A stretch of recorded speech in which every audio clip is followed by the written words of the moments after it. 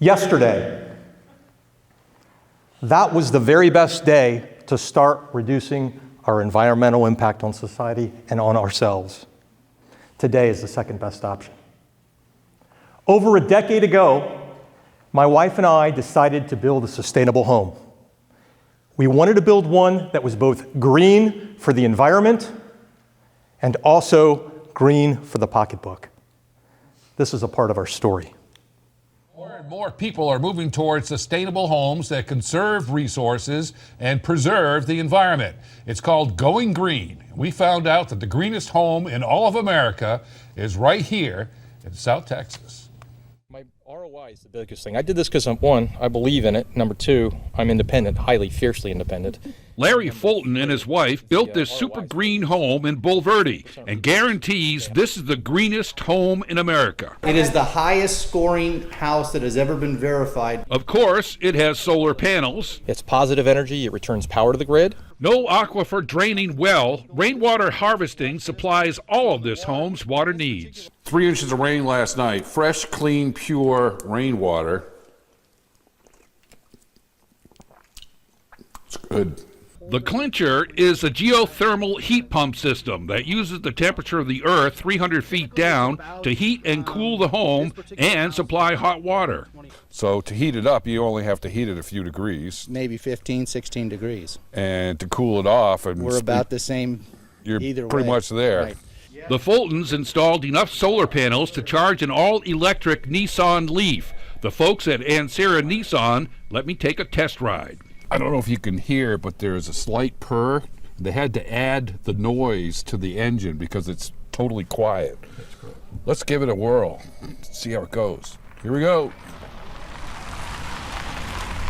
This car is not a toy. It's highly engineered. It's a tight car that's a blast to drive. I wish I could build my house again. Imagine being totally independent. You're driving past all the gas stations on my way to work with a big solar smile on my face. That'd be cool. Right up your alley. What an amazing home. That is nice, yeah. All right. Thank you, Steve. Okay, obviously that's a very old video, over a decade old, because I still had hair. Before I give you the good, the bad, and the ugly of living in this home, I'd like to ask you a question. How much extra would you be willing to spend for sustainable construction? 10% more? 20% more? Would you be willing if there was a 5-year return on investment? A 15-year return on investment? You see, these are the questions we have to ask because Americans will always do the right thing after they've tried everything else first. So we have to incentivize people to do the right thing, sometimes either via policy or, better yet, let's make it economically beneficial to them at some point. And that's what we're going to talk about today. Our idea, my wife and I, mostly my wife, build a house that has point source efficiency for electric and water first. In other words, we get it all on site. Have no electric bill, that's always a good thing, no water bill, no gasoline bill for our primary car if we could make that work, and then use it for research. And that's what we did. Unfortunately, in the next 4 hours, I won't be able to discuss all that. So I've narrowed down to a few things. We'll talk power, water, a couple other effects, and a little bit of policy. I could go on and on about policy. One of the most irritating expenses for many homeowners is the electric bill. And that's what we're going to talk about first because it's a large, large bill for a lot of people. When we were looking at it, we were saying, well, if we want sustainable energy, point source energy, we could try wind turbines, right? Residential wind turbines, but over a decade ago, the technology wasn't mature. It would take a lot of them, high expense. And if you look at that map of Texas, there's a really light green in the center where we are. Light green is bad. Poor wind production here. And so we moved right on, of course, to solar, which was a great option. There's a map of the United States. Orange and darker orange is good. So it was obvious for us that we were definitely going to use solar. We initially installed a 7 kilowatt system, and in 2018, we added another 10 kilowatt system. 7 kilowatts is enough to power the average consumer, in our area for a month because it's about 1,100 kilowatt hours produced. So we knew we had energy efficient appliances, energy efficient everything, a tight house envelope, meaning it was really insulated well. We knew that we could do it with 7 kW and power a car as well as our home. So that's what we did. But the question became, what are we going to do with the power? We need power at night. Can we totally get off grid? Can we literally separate from the utility company? A decade ago, they didn't have any lithium-ion batteries known as the Tesla Powerwall or Powerwall Plus. And now I wouldn't buy them because it's $30,000 really to put them installed for what we need. And, oh, by the way, after 10 years, they're at 70% power. Okay? Deep cycle batteries are dirty and they make an environmental mess when you get rid of them. Plus, take a lot of storage space. So we went to a grid-tied solution. What does that mean?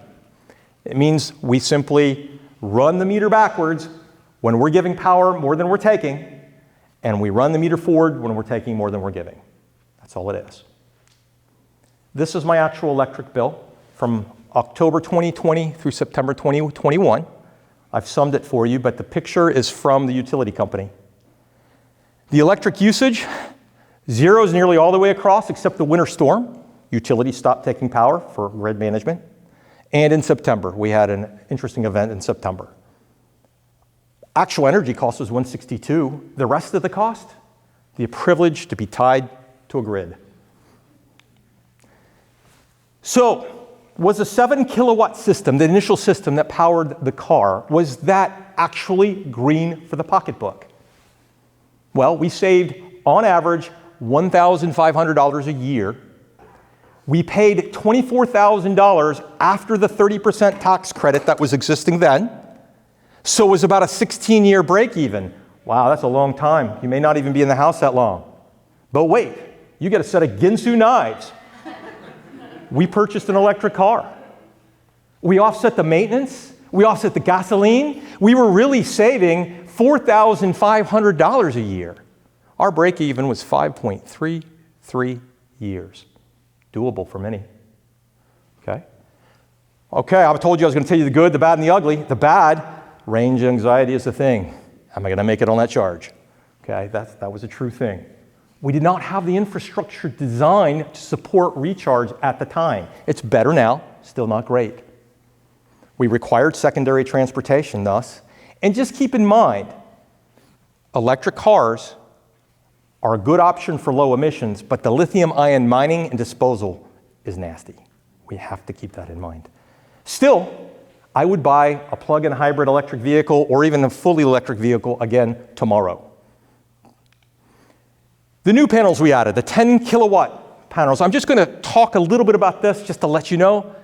From 2011, when we bought the first panels, to 2018, the price dropped to $22,000 after tax credit for 3 kilowatt more capacity.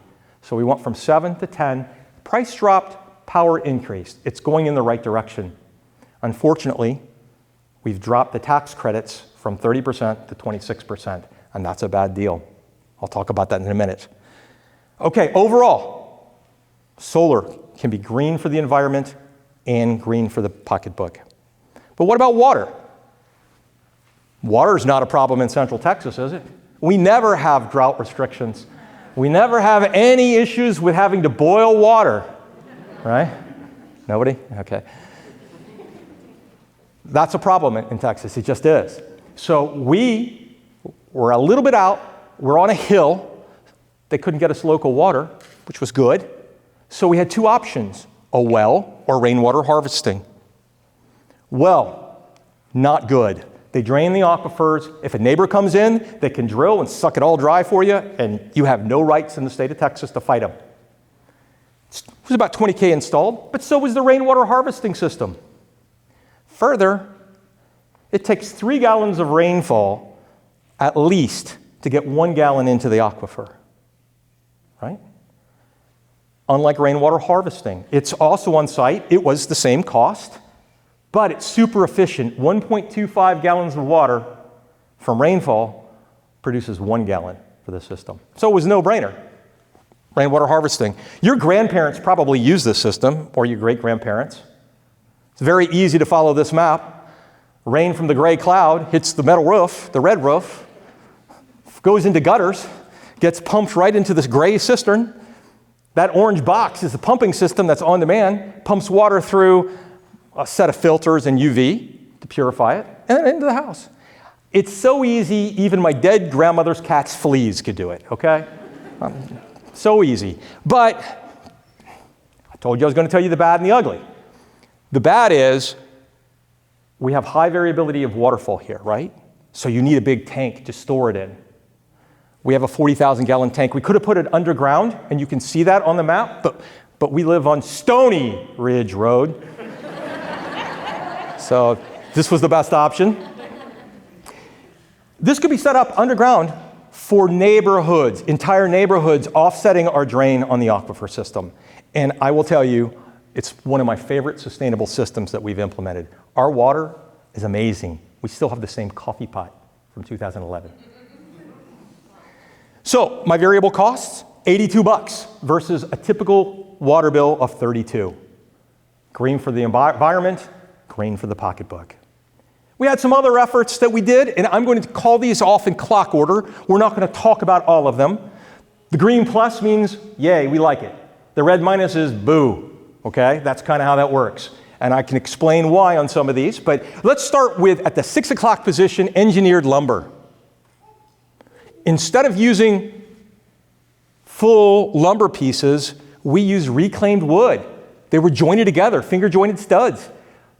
Stronger than regular wood vertically, and reduces the waste. Absolutely. To the left of that, at the 6:30 position, Icynene foam, could have used coffee grounds or some other things. We made a tight envelope so we keep heat in, keep cold in, depending what season it is. Beautiful. My attic stays at 80 degrees in the summer. Then if we go, I'm just going to do 2 more. If you go to the top at about 12:30, you'll see Energy Star throughout. That's windows, doors, appliances. Get the best you can. It pays dividends right away. Lastly, I will say that we enjoyed having low flow because it saves our water. And of course, when you are living out in the country, think of xeriscape. You don't want to put any foreign plants in there, and you want to eliminate any that are invasive. At the end of the day, we've been living this way, and we have to think about policy implications for sustainability construction and for us in general. Why? Because if we don't, then we will continue to pollute and leave nothing for our kids. One of the things that I love, that a lot of people don't because it drives up house prices, are the solar mandates in California. All new residential construction must offset its electrical usage anticipated by solar panels. All new construction drives up prices, offset with tax credits. We need to tighten our residential construction requirements. Why don't we have a fraction of a wood building be built at least with engineered lumber for reclaiming? And some additional water resource controls would be nice. For example, I don't want my neighbor to come by and suck all the water from the aquifer out and damage everybody else. So these are things. So why am I interested in this? I am biologically extraneous. I have 3 kids and 3 grandchildren. I have a responsibility, and many of you are too. We have responsibilities to pass down a sustainable environment, a livable planet to them. Because at the end of the day, there is no planet B. I'm Larry. Thanks for listening.